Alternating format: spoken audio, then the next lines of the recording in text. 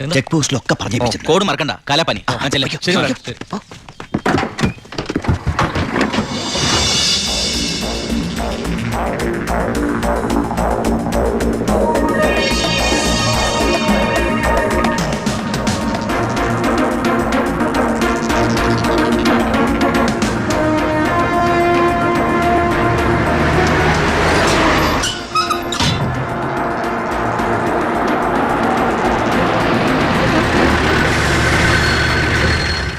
നമസ്കാരം സാറേ. നീ എന്നെ സാറിന് വിളിക്കരുത്. സോറി സാറേ. അയ്യാ ഒന്ന് പൊക്കി തരണേ. പൊക്കി തരാവടാ.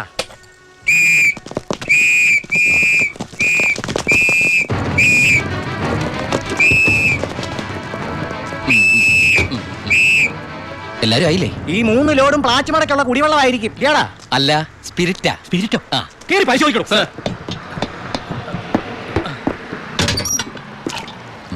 അമ്മയ്ക്കൊക്കെ സുഖമല്ലേ സാറേ?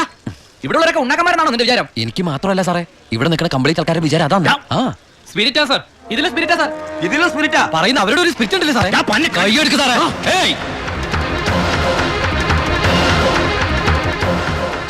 ചിന്നാടന്റെ ലോറിയിൽ സ്പിരിറ്റ് കടത്തുന്നതിന് എന്റെ മെക്കട്ടങ്ങനെ കേറിയണ്ടല്ലോ.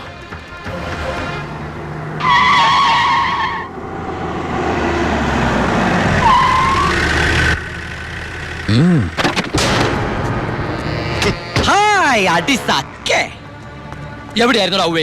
വണ്ടിയുടെ മുമ്പിലല്ലോ എസ്കോട്ട് വരുന്നത്. ഇവരെന്നെ സംശയിച്ചില്ലയോ?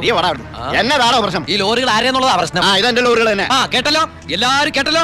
കള്ള സ്പിരിറ്റുമായിട്ട് വന്ന ഈ 3 ലോറികളും നമ്മുടെ ബഹുമാനപ്പെട്ട വർക്കിച്ചിന്റേതാണെന്ന്. ഇത് നമ്മുടെ ലോറികളല്ല. ഞാൻ പറയാൻ ഇത് നമ്മുടെ ലോറികളല്ല. ഇത് വർക്കിച്ചിന്റെ ലോറി തന്നെ. ഇത് കൊച്ചുള്ള പേരിലായിരിക്കുന്ന ചഞ്ചൽ. ഇത് എന്റെ ലോറികളെ അല്ല. അല്ലേ? അല്ലെന്ന് പറഞ്ഞില്ലേ? അപ്പൊ ഓക്കെ, വർക്കിച്ചായന്റെ ലോറികൾ അല്ലെങ്കിൽ നമുക്ക് ഇവിടെ ചാത്തിട്ടാലോ സാറേ? എന്തായാലും ഉടമസ്ഥൻ വരുമല്ലോ, അപ്പൊ അയാളെയും പിടിച്ച് ചാത്തടാം. എങ്ങനെയുണ്ട് എന്റെ ഐഡിയ? സാറിന് ടോയ്ലറ്റ് പോകാൻ പറ്റുന്നുണ്ടോ? ഫേസ് വല്ലാണ്ടിരിക്കണം.